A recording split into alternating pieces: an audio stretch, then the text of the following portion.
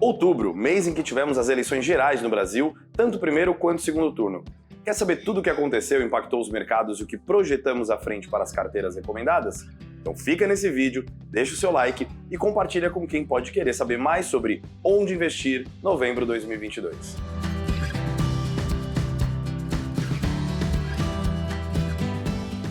Outubro foi um mês mais volátil para os ativos de risco brasileiros do que a média de todo o resto do ano.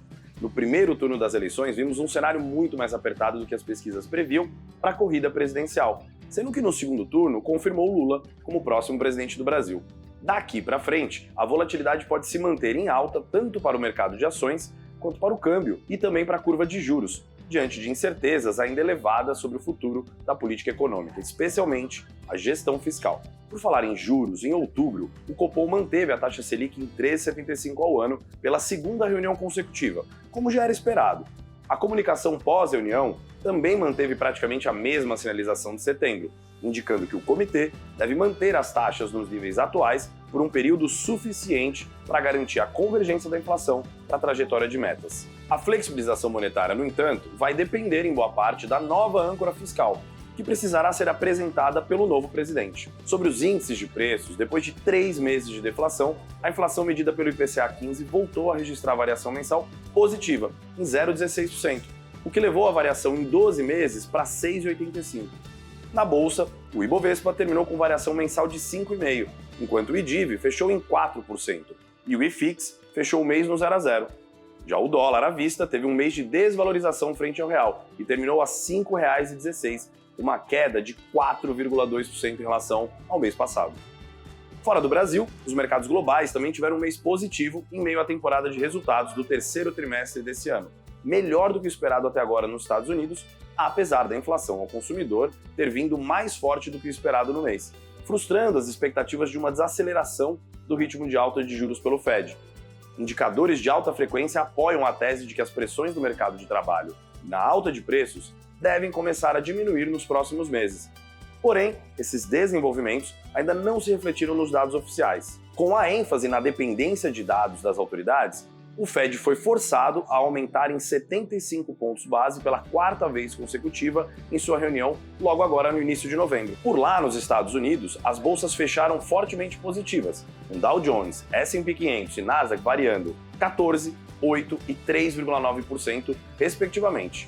Na Europa, destaque para a renúncia da primeira-ministra britânica Liz Truss, que teve o mandato mais curto da história do país, sendo forçada a sair depois que seu programa econômico minou a reputação de estabilidade econômica e financeira.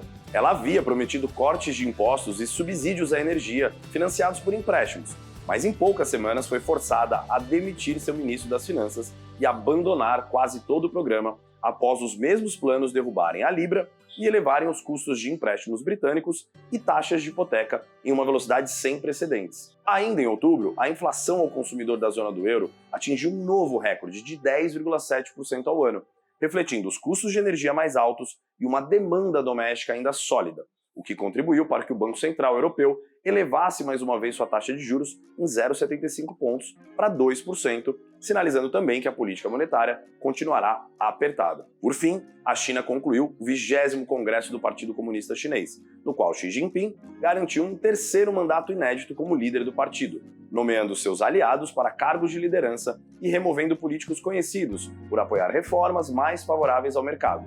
Já o PIB chinês se recuperou em um ritmo mais forte do que o esperado no terceiro trimestre, crescendo 3,9% em relação ao ano anterior, superando a previsão de 3,4% e maior ainda do que o crescimento de 0,4% no segundo trimestre.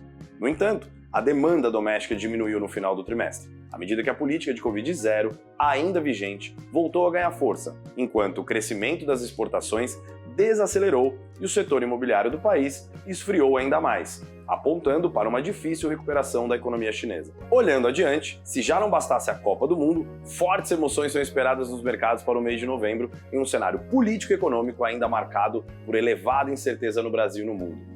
Meus amigos, haja coração!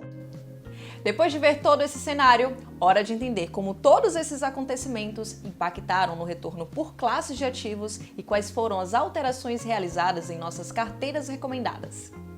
A começar pela renda fixa, com a variação de 1,02% do CDI, os fundos classificados como High Grade e High Yield seguiram se beneficiando do cenário de juros altos. Vale pontuar que dentro dos fundos de renda fixa, segmentamos a alocação entre os fundos classificados como High Grade, que investem majoritariamente em ativos com boas notas de crédito, e High Yield, que investem em ativos mais arriscados. A mediana de retorno de 112 fundos de crédito classificados como High Grade, que fazem parte do nosso acompanhamento interno, encerrou o mês de outubro com a variação de 1,2%, enquanto a nossa amostra de 80 fundos classificados como High Yield apresentaram uma mediana de retorno de 1,18%. Para a renda fixa internacional, foi um mês positivo para os fundos hedgeados, que apresentaram um retorno de 1,06%. Por outro lado, para os fundos de renda fixa internacional dolarizados, esses tiveram um retorno negativo de 2,74% no mês de outubro. Já para os fundos de inflação, mais uma vez, o movimento de deflação do mercado local tem impactado negativamente nesta classe, que possui títulos atrelados ao IPCA. Como referência do mercado de debêntures de infraestrutura, o índice IDA IPCA Infraestrutura apresentou uma variação de 0,49%, enquanto o IPCA, o índice oficial de inflação, demonstrou uma variação de 0,34%. No mês, os fundos de debêntures incentivadas atrelados ao IPCA apresentaram uma variação de 0,69%, enquanto os atrelados ao CDI tiveram uma variação de 0,19%. Avançando para os fundos multimercados, em nossa amostra temos cerca de 250 fundos multimercados locais, segmentados entre os fundos do tipo macro, sistemático e long short. No geral, os fundos multimercados seguiram com a performance positiva em outubro.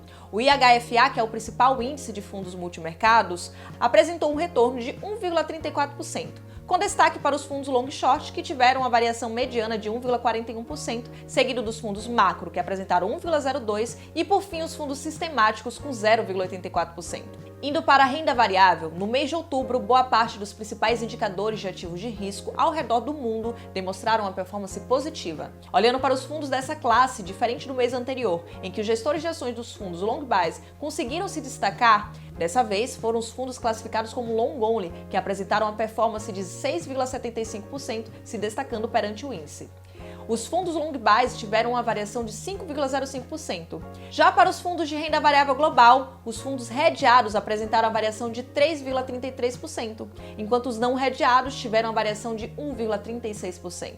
Em termos de alocação, viemos preparando as carteiras recomendadas nos últimos meses para atravessar o período eleitoral, já considerando um cenário no qual o Brasil passará por desafios no que tange os gastos públicos e a política fiscal como um todo a partir de 2023. Dessa forma, não realizamos alterações nas carteiras recomendadas em termos de alocação. Realizamos apenas alguns ajustes pontuais em relação a alguns ativos e produtos. Já entrando para o retorno das carteiras recomendadas, no mês de outubro, a carteira Precavida apresentou um retorno positivo de 1,12% frente ao CDI, que variou 1,02%. Resultado de um portfólio conservador com alta exposição a ativos de renda fixa pós-fixado, que capturam de forma direta o atual cenário de alta de juros. Passando rapidamente para as carteiras moderadas e agressivas, a carteira cautelosa apresentou um retorno de 1,08%, enquanto a defensiva teve uma variação de 1,41%, já a carteira estrategista, que é a nossa moderada, apresentou um retorno de 1,8%, enquanto a visionária teve um retorno de 2,35%. A carteira energética teve um retorno de 3,15% e, por fim, a carteira destemida obteve um retorno de 5,14%.